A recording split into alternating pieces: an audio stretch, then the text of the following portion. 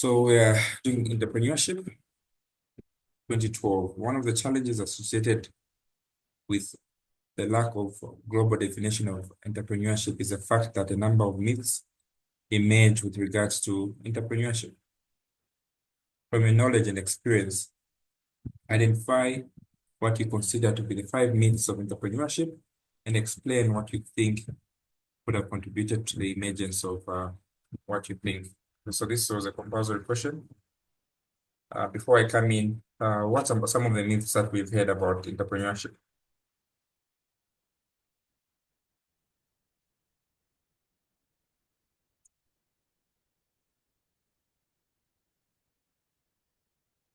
Can you hear me? So the two main myths that we have when it comes to entrepreneurship, basically, um, with regards to whether entrepreneurs are made or they are born.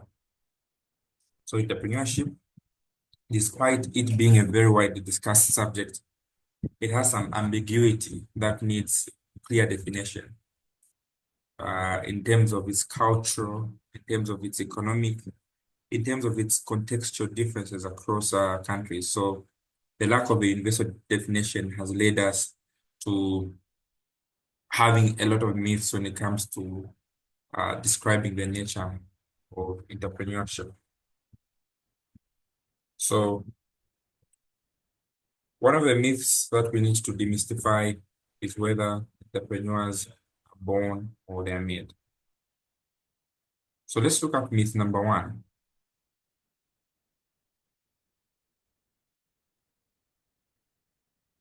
So this myth with regards to the birth of entrepreneurs has its own origins. So the myth stems from the belief that entrepreneurship requires what? An innate trait like charisma, risk-taking, inability, creativity, which are all thought out to be inborn. So people celebrate geniuses like Steve Jobs, Elon Musk, for their successes as being a natural what? Natural talent. But is this the truth? So entrepreneurship asserts that this is not true because entrepreneurship can be taught and can be learned. There are a lot of studies that have been done with regards to this, showing that when there's proper education, there's good mentorship and experience, individuals can acquire the skills that are needed to start and become successful entrepreneur. So you're taking a course called entrepreneurship with the view that you can be trained as an entrepreneur. So many successful entrepreneurs started with no abilities, but learned entrepreneurship through what? Through ages. So let's look at myth number two. Is that clear? Are we together? So myth number two is that entrepreneurs take up huge risks. They must take up huge risks for you to be an entrepreneur. Now, where does this myth originate from? It comes from the idea that as an entrepreneur, you must take high stake risks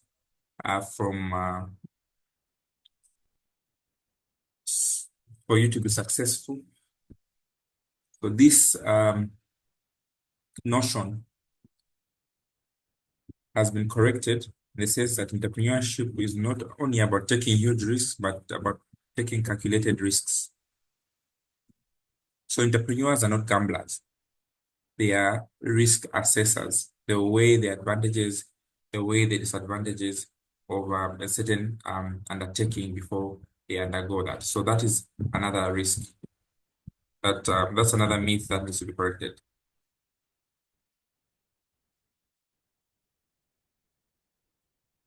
Say entrepreneurs should always take up risks. So this, in reality, successful entrepreneurs are not reckless. Instead, they will take calculated risks. They will take and make careful decisions that will enable them gather information, analyze situations, and prepare for possible outcomes. So entrepreneurs usually start with small steps, yes, but they test their ideas and later on they expand on what they've learned. They learn from their failures. So that is myth number what? Myth number two.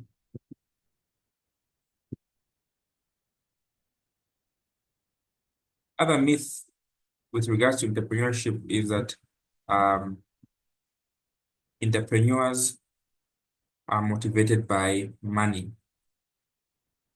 Is it true that entrepreneurs are motivated by money? Myth number three, that entrepreneurs are solely motivated by money and nothing else. So this is a myth that needs to be corrected about entrepreneurs. So this myth is common because the most visible entrepreneurs that we see today are these so-called motivational speakers that they became billionaires. Um, they gave media stories that tend to highlight the fact that wealth and material success, having big Porsche cars and making huge profits, to seem like they're making it in life. As a result, many people think that an entrepreneur is only for those who want to get rich. So this is a myth in the sense that money is an important aspect for entrepreneurs. It is not the only main source of the reason why people become entrepreneurs. So many people start businesses because they're passionate about certain things. They want to resolve a certain problem. They are there for their desire to be independent. So, for instance, if somebody may start a bakery because they love the passion for baking, they want to share their skills with others, not just about money. We have social entrepreneurs from Bangladesh, okay, who wrote social entrepreneurship. Okay, so they help run their businesses to solve community problems. Surveys have shown in research that some of these people who show their freedom and purpose for personal satisfaction have innovated in bigger ideas because it did not come from their want to have money. Okay, so that is a myth that needs to be corrected, that entrepreneurs um, are motivated by money. Myth number four is that about entrepreneurs or entrepreneurship requires a lot of money to start. Entrepreneurship requires a lot of money to start. Where did this come from and why is the myth? So this belief comes from the hearing about large tech companies like Facebook, like Telsa, who raised $1 billion in funding from investors. So these stories have given an impression that starting a business is always about starting with huge capital. So people think that they need expensive offices, equipment to start up. But it's a myth because businesses can start with very little money. So this concept of a lean startup shows you that you can begin with what you have and test your idea in small ways and gradually grow. For instance, if somebody wants to start an online shop from their home using a smartphone, they could service businesses like tailoring, just online cleaning with minimal capital. So today we have a lot of options that to, hello, can you hear me? So there are many options to raise funds like crowdfunding, microloans, business grants, okay, using your own savings. So starting a business should not always be about what? Having a lot of money. The other myth in entrepreneurship that needs to be corrected is that entrepreneurs do what? Work alone. Where did this myth come from and how can this myth be corrected? So the myth that entrepreneurs should always work alone emanated from the concept that media presents that most successful entrepreneurs are lone geniuses who do everything by themselves. This image has been self-made by a man or a woman who looks at people behind the scenes who help build their businesses. So it gives an impression that to be a real entrepreneur, you must be independent and do things on your own. In reality, entrepreneurship is not a solo journey. Most successful entrepreneurs built teams that built teams and they were built by teams who bring different kinds of skills together. So entrepreneurs should rely on co-founders, employees, advisors, investors, and even customers. So one person might be great at marketing, the other one might be great at designing. So all these um, is a pool of creativity and funding. So these are some of the myths that need to be corrected. So those who just joined, we are trying to answer this question number one of the challenges. So this should actually be highlighted by your experiences and your knowledge. One of the associated um, challenges associated with the lack of definition for entrepreneurs is the fact that the number of myths have been matched.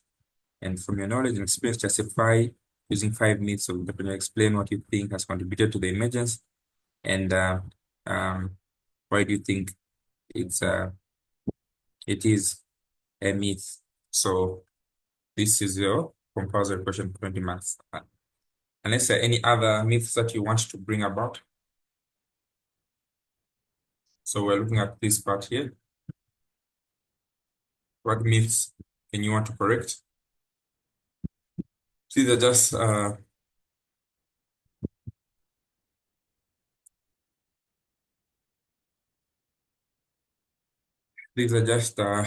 among the myths that are there. So myth number one, we said entrepreneurs are what?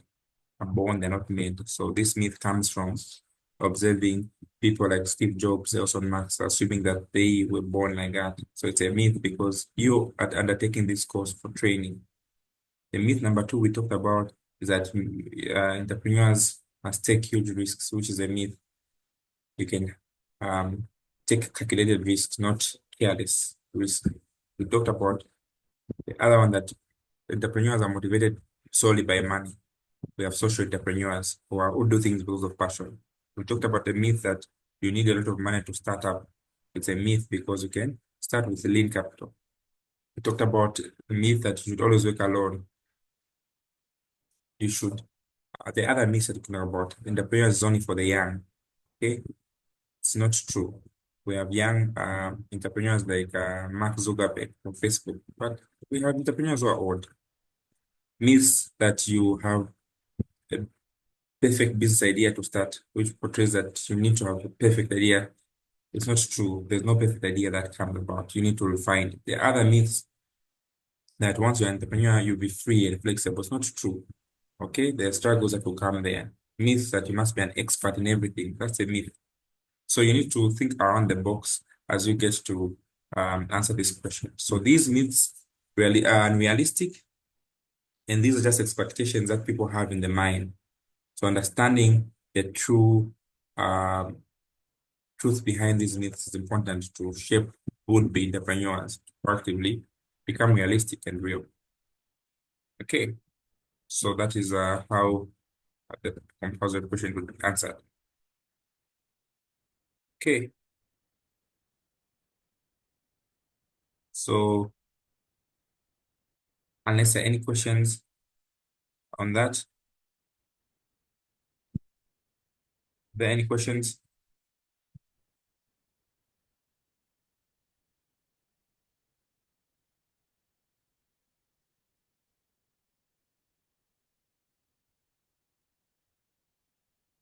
Okay,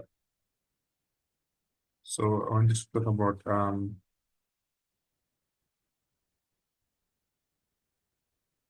okay, let's look at question number 4. Question number 4 here. So it has been observed that more and more enterprises are seeing the value of belonging to some form of collaborative structure or other. Briefly discuss what you think are some of the most important factors that have led to this phenomenon. Describe key distinctive features of 3 collaborative structures identifiable amongst enterprises and provide brief discussion on what you think are the 2 major factors affecting the development of collaborative structures in the development or in a developing country. Okay. Anyone with an idea?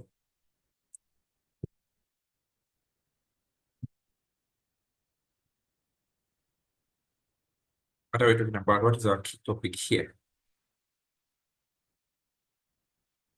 So here we're looking at issues to do with collaborative structures and entrepreneurship. So in modern business concepts, the concept of entrepreneurship has evolved beyond the idea of being a lone inventor. So increasingly, we know businesses are recognizing the value of collaboration as a strategic tool for survival, as a strategic tool for growth. So we want to talk about the concept of collaborative structures. I don't know whether you are taught collaborative structures. What are these? These ones usually they vary from joint ventures to strategic alliances to potential synergies. So look at some of the factors that have been that are behind the growth of collaborative structures.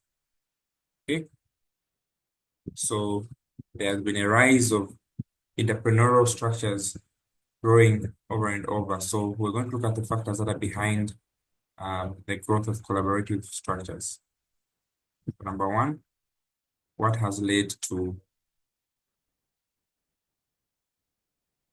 the growth of collaborative structures?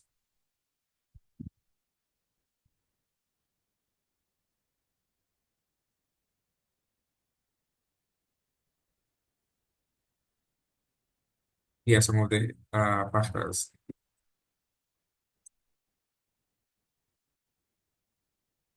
So um, there's been a rise of collaborative entrepreneurial structures in how modern enterprises are operating today rather than functioning alone as solos, like I talked about. Entrepreneur should not always work alone. So businesses are recognizing the benefits of having what?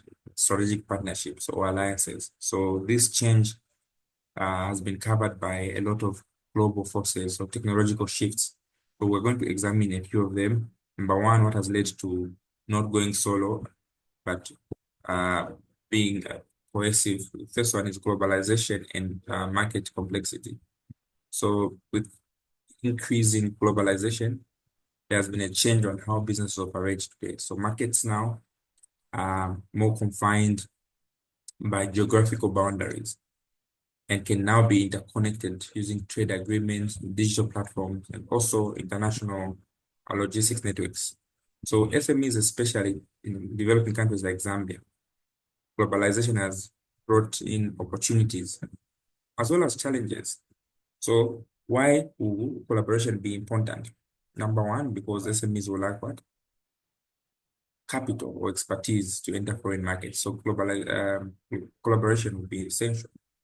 Number two, um, collaborative partners like joint ventures, international firms, they will enable the local businesses to want to tap into the supply chain. Then thirdly, by collaborating with these foreign partners, businesses can also navigate regulatory environment and access new market segments. So an example that we can give is um, Zambian textile. Our textile died, but could have collaborated with Italian fashion to um, source fabric from there and increase their brand reputation, thereby um, sustaining the textile industry. So the death was because of inability to tap into this global interconnection. The second feature or reason why is to do with technological advancement. So with rapid technological development, it has been expensive and challenging for a business to work alone, to stay updated alone. So collaborative agreements, especially with tech, to allow these businesses to share what their technological infrastructure, to jointly develop their innovation and also speed up their product life cycle. So this technological advancement or this technology that is evolving from cloud computing to blockchain, AI, and manufacturing. So the cost of staying alone has become more costly. So a collaborative venture would be ideal because it would help to share the technological platforms in reducing costs and increasing the speed in the entry in their market. The businesses would co-develop um, without bearing full research and development burden. Okay. The second part would be that of what? Um, Resource limitations. So startups and SMEs often face what? Financial and human capital constraints. So collaboration, thereby we enable them to pull into the resources of others, access funding and share office spaces, and hire or share talent. So this is the opportunity usurped through collaboration. So how collaboration works, they share costs that will enable them access their office space. They will share structures as co-working spaces. They will share human capital.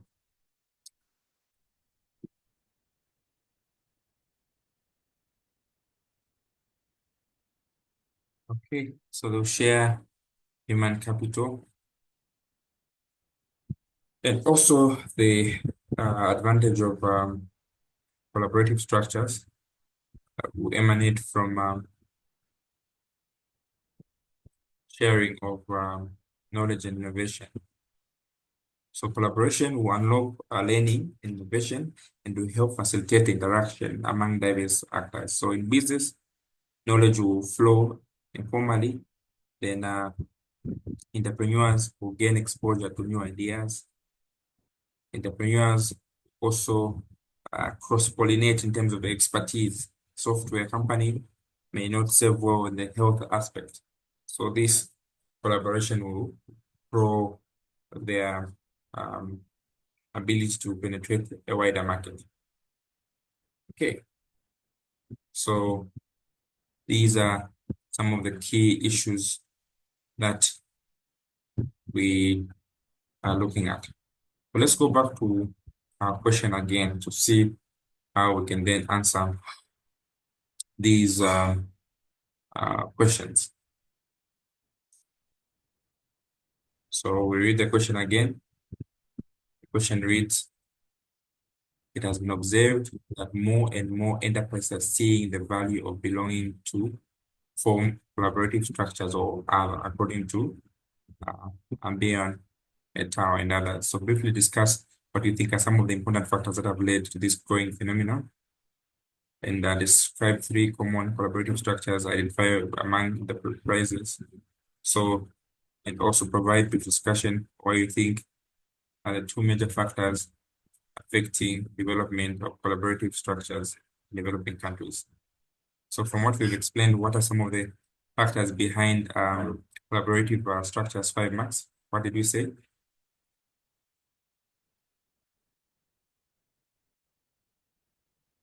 We talked about globalization and marketing, then also talked about technological advancement. Mm-hmm. So factors talked about globalization and market complexity, technological advancement, and resource constraints where SMEs, particularly in developing countries, will lack what? Needed capital, the need for knowledge sharing and innovation, where partnerships will promote combined value, access to new markets. Okay. So part B, we're asked to discuss what we think are some of the important factors that have led to this growing phenomenon. What are some of the factors we just discussed?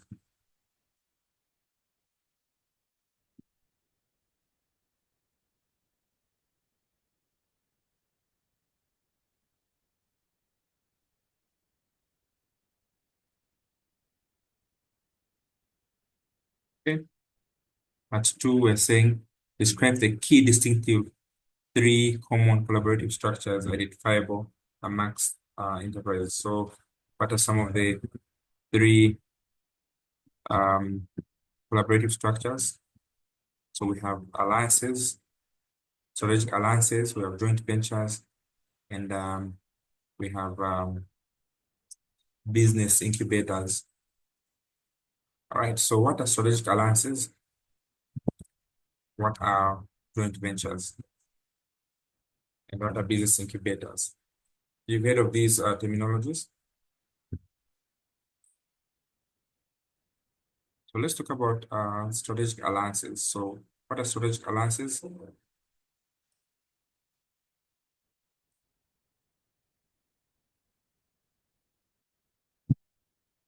about strategic alliances, we are talking about um, cooperative arrangements where two companies work together to achieve their shared objectives. They may not form a new entity per se, but this collaboration will allow the partners to retain their legal independence.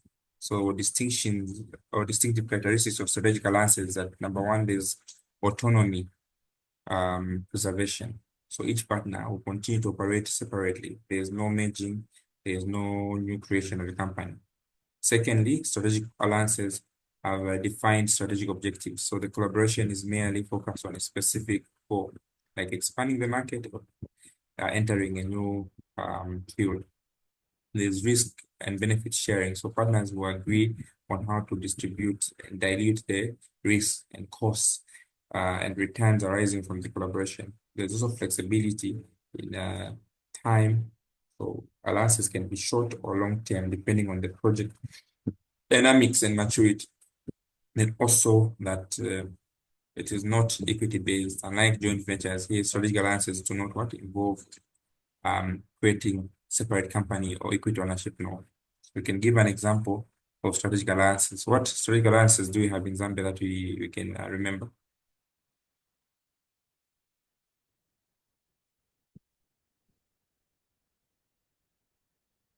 Here you can think of an example on your own. So these are examples. So this other one I talked about is what? What other collaboration did I talk about?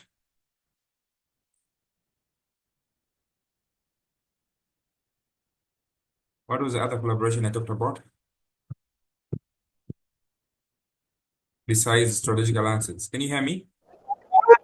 Joint ventures. Yes, joint venture. Yes, can you hear us? So what are joint ventures?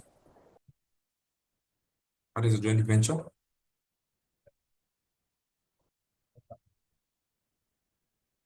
So when talking about a joint venture, we're talking about a more integrated collaborative structure where two or more firms will come together to form a separate, jointly owned entity, and this entity has its own legal status. So it is typically formed to accomplish a specific business purpose. So the key distinctive features here is that it's a new legal entity, the joint venture. It creates a separate legal business structure, which is distinct from the founding companies. There's equity participation, where each partner here can collaborate with assets, technology, human resources. So there's shared governance and control, where the venture is managed jointly and will offer a board composed of representatives from each. There's profit sharing, where profits are distributed on ownership ratio, and the defined purpose span, where JVs are set up for a particular project and market expansion and may be dissolved after completion. So can you know of an example of a joint venture that we know in Zambia?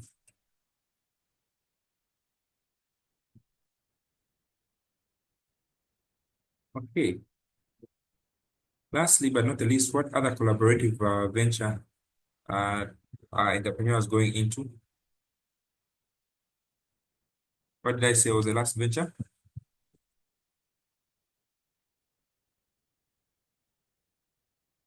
Business incubators or innovation hubs. Business incubators or innovation hubs. What are these? So when talking about business ventures or incubators, these are collaborative support systems are designed to nurture early stage businesses. So they're typically run by government or private investors, so or academic institutions. They promote entrepreneurship. So the key distinctive features are that it's a structured entrepreneurial support. So these institutions will provide entrepreneurship, essential resources, space, internet, or coaching. They have mentorship programs, startups, okay, where they guide as experienced mentors from the industry they came from. They have networking or collaboration. So entrepreneurs will benefit from the built network of the startup and will nest businesses. They are focused on innovation. So here, incubators and hubs will emphasize on innovation, especially in sectors of technology. Okay, they are time-limited programs, so they may offer incubation programs that may last 6 and 24 months. So we have a collaboration with some Malawians. We call it SME Clinic. So happen to be part of this initiative. Of course, we have not launched in Zambia. We do it from Malawi, where we get to harness entrepreneurial i- opportunities for Malawians in diaspora who may not have the time to identify opportunities, but who trust in our entity called SME Clinic, where we identify, we harness business idea, incubate it, we'll grow it, we'll manage it as if it were our own, but thereafter maybe leave it to them. Ideally, when their time expires in diaspora. But in most cases, to make us bonded, they make us um, buy shares that we are part and parcel. So this is just an example of incubators. All right. So this is how we answer question number what? Number 3, the key distinctive collaborative structures that we can identify. So we talked about JVs, strategic alliances, and what? Business incubators. Then last but not the least, provide a brief discussion on what you think are the 2 major factors affecting the development of collaborative structures in developing countries like Zambia. What are some of the um, major factors affecting the development um, of such? Anyone? What are some of the factors that are inhibiting or affecting, can be positively or negatively?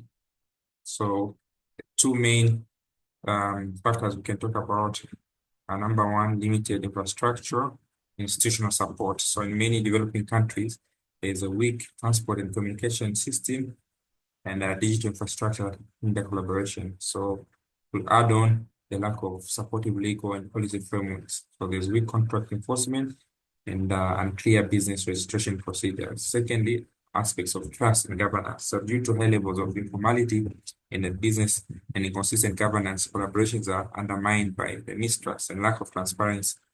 They fear being exploited. So this is especially true when it comes to business incubators like this one. How do we trust that these people manage our establishment in the best interest of um, our available selves? All right, so we have talked about 2 questions here so far. I will ask that you take your time also um, to read through your notes and understand what we have talked about. So when we discuss such issues, it becomes easy for us to remember. Remember collaborations.